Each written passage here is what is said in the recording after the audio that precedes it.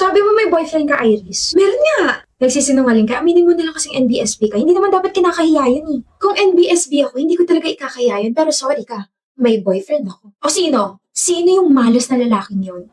Si Lucas!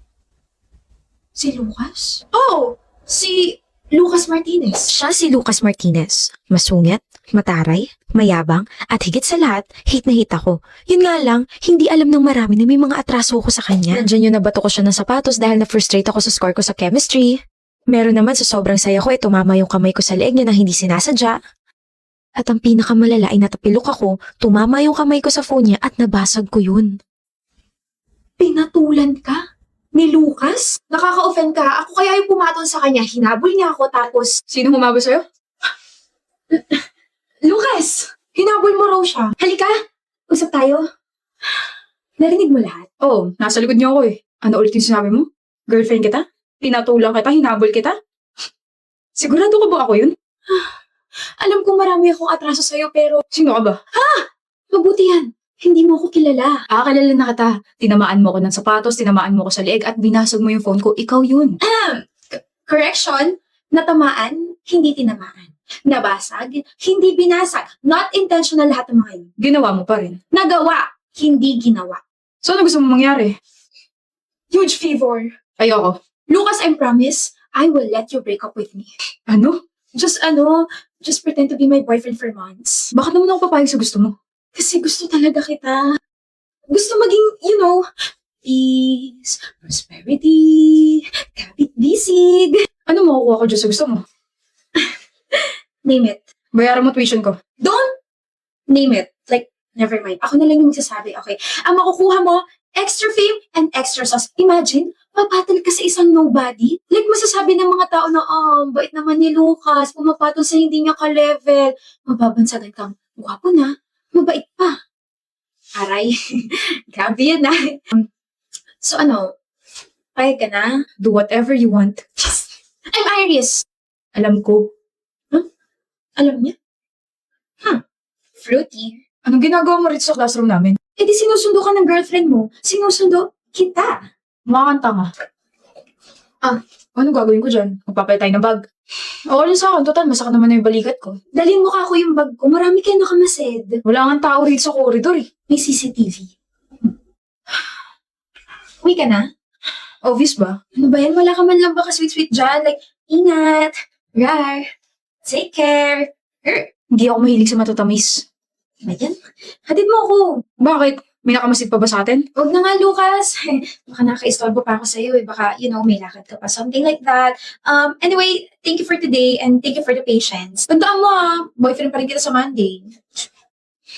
Kaya mo to, Iris. May bagkan mong malaki. Kaya mo to. Ako to. Pwede mo naman kasi akong tawagin. Naiwan mo kasi yung paper bag mo. Okay ka lang ba?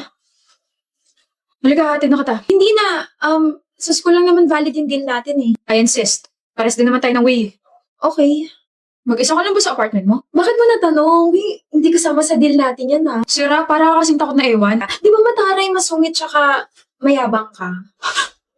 Don't tell me, nafu-fall ka na agad sa akin. Uy, kanina lang naging tayo Bawal ba maging concern? Grabe, Lucas, ang rupok mo pala. Huwag kang ma-fall, bawal yan. Hindi ako nafo-fall. Wala pa nga ako nilalabas na charm eh. You're charmless. Salamat sa paghatid, pwede ka na umalis. Hindi mo pa sinasabi yung totoong rason kung bakit gusto mo yung ganitong setup. You're scared of me tapos may mga atraso ka sa akin, Iris. I'm sure may mas malalim na rason pa kung bakit gusto mong gawin to. Actually, wala namang malalim na rason. Kaya ako to ginagawa kasi gusto ko lang talaga mapalapit sa'yo. And, ayun, gusto ko mapalapit sa'yo kasi gusto nga kita. Nagsisinungaling ka. Sinasabi mo yung mga words na yan habang nakatingin sa gilid ko, para ka talagang tanga. Ano ba yan? Nahalata mo agad? Wala na siya. Safe na ako. Wala na siya. Sino? Gusto kita, Lucas. Gusto kita na ikaw yung poprotekta sa akin. Elaborate. I have a stalker. Matchmate natin. Stalker? Na-report mo na ba? Twice, pero mas naniwala sila doon sa lalaki. Kailan pa to? Last week. I mean, I tried different methods. Nireport ko siya, nag-iiba ko ng way, pero nandun pa rin siya. Then last night, he tried to open the door. Ano? Saan ka pupunta? Bubugbugin niyo si Raulong yun. May right timing naman siguro. I'm so sorry, Lucas. I'm sorry if ikaw yung napili ko. I'm sorry if binigyan kita agad ng responsibilidad. Pero kasi I have my reason naman kung bakit ko ginagawa to. You have a reputation, varsity ka ng isang football team, sikat na sikat ka.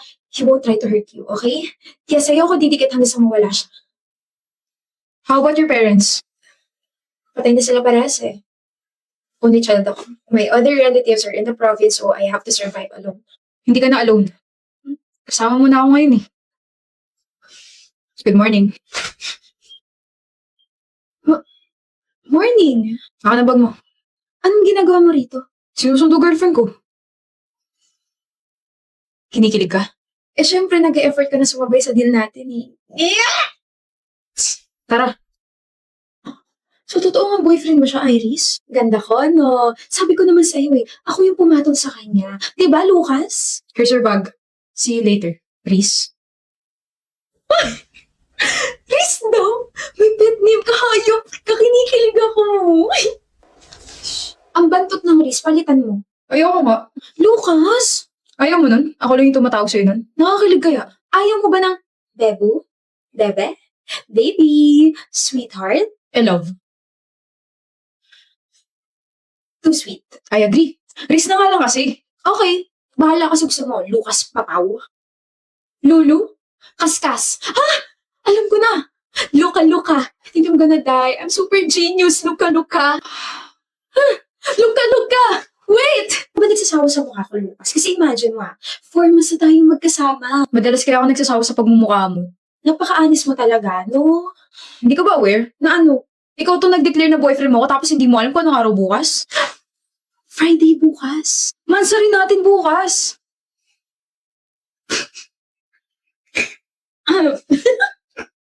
Bakit ka natatawa? Hindi naman ako aware na doon romantiko ka pala. Hindi po monster ko pa nalalaman dyan. Well, I'm just helping you. So, O di wag. oo na, magse-celebrate na tayo. Ikaw nag-iiba na yung trato mo sa akin Delikado ka na. Ewan ko sa'yo. Hindi ka pa uwi? Mag-lock ka ng pinto Oo. Mag-double lock ka, mag-triple lock ka, huwag mo sayangin yung mga lock na binili ko para sa'yo, magsara ka ng windows, tapos magtabi ka ng pamahay sa side table mo para kapag may nakapasok dito sa apartment mo, mapoprotektahan mo yung sarili mo. Hindi. Dito na lang kayo matulog. Umuwi ka na nga, Lucas. Date mo ako kapag matutulog ka na Oo na, love. Anong love? Sa asta mo kasi parang tayo na talaga eh. Sige na, umuwi ka na. Ingat ka OMG, galing ba yan kay Lucas? Hindi galing kaya sa akin to. Ibibigay ko sa kanya kasi mansari namin ngayon. Iris? Si Lucas, Hindi mo pa ba nababalitaan? yung ano, Nasaksak si Lucas kagabi. Huli namin balita. Critical siya. Sorry na nga, Brielle. Kaya di ba sabi ko, babawi ako. Sorry na. Ano mo nakalimutan yung second anniversary natin? I was with my friends. Birthday ng tropa ko, okay na? Birthday ng tropa mo, hindi mo nakalimutan. Tapos, ulit. Sorry na nga. Nagsusorry ka nga, pero para ka naman napipilitan. Eh, ano ba gusto mo gawin ko? Lumuhod para mawala yung galit mo. Labo mo rin no? I can't believe you. Sorry na, okay? Sorry na. O ito, box of flowers, pambawi ko. Sorry na, tanggapin mo na. Bakit mo tinapon? Ikaw na nga itong binibigyan ng bulaklak, galit ka pa rin? Papatayin mo ba ako? OA mo Arlo, may allergy ako sa roses, nakalimutan mo na ba? Ha? Hindi ko alam. Ilang beses ko sinasabi sa'yo yun, kaya nga tulips yung palagi mong binibigay sa akin, di ba? I'm sorry, Brielle. Alam mo kung bakit ako ganito? Kasi 2 years na tayo, pero parang hindi mo na ako tinuturing na girlfriend Kilala mo pa ba ako? Kinikilala mo pa ba akong parte ng buhay mo? Baka may iba ka na kinikilala dyan. Diyan ka magaling. Sa mga hinala mo. Kaya pagod na rin sa'yo yung kaibigan mo si Jaylay. Bakit nasama rito yung kaibigan ko? Ha? Nag-uusap kayo? Siya ba yung bagong kinikilala? Kaya pala sabi niya sa akin na nakaraan na kahit anong gawin niya, sana mapatawad. Oh my gosh. Ano ba, Brielle? Naririnig mo ba yung sarili mo? Let's break up. Brielle, and sana makarama kayong dalawa. Brielle, ano natin? Hindi mo na sinagot tanong ko. Ano ba yung tanong? Sabi ko, ayos ka lang bang nandito si Jelay tsaka si Arlo? Okay lang. Girl, alam kong 2 years na yung nakakalipas, pero the fact na pagkatapos yung mag-break ni Arlo, naging sila na ni Jelay after 1 week ay sobrang nakaka-irita. Magalit ka. Napatawad ko na sila. Pero, but I will never forget what they did to me. Okay na rin sa akin na hindi tinolerate ng families nila, tsaka yung mga kaibigan nila yung ginawa nila sa akin. Kaya kahit tumagal sila na ilang taon, nakakabit pa rin sa pangalan nila yung salitang traidor at mandoloko.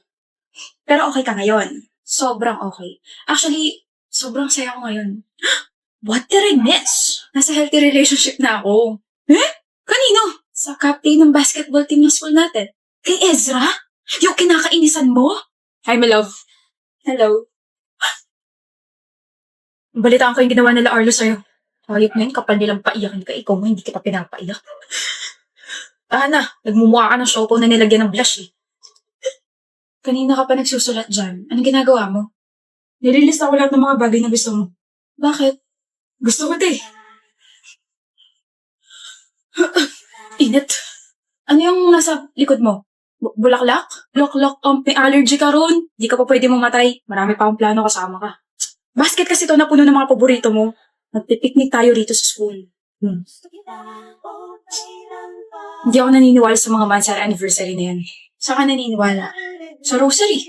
Ano? Kasi your love for me is still a mystery. I love you, Ezra. Hindi na siyang mystery. Kasilaw. Yung yung kagandahan mo. Ay, nainggit. Hello? Sino may crush sa akin dito? Ligawan niyo na ako. Okay ka lang? Kita ko yung dalawa eh. Inirapan ko sila like this. Ganun. Kulit mo talaga, pero okay lang. Kung ikaw napatawad mo sila, ako hindi. Never, ever, ever. Ako na lang tignan mo, wag na sila. Kasilaw. I know. Yung noo mo, Bi. Visit ka.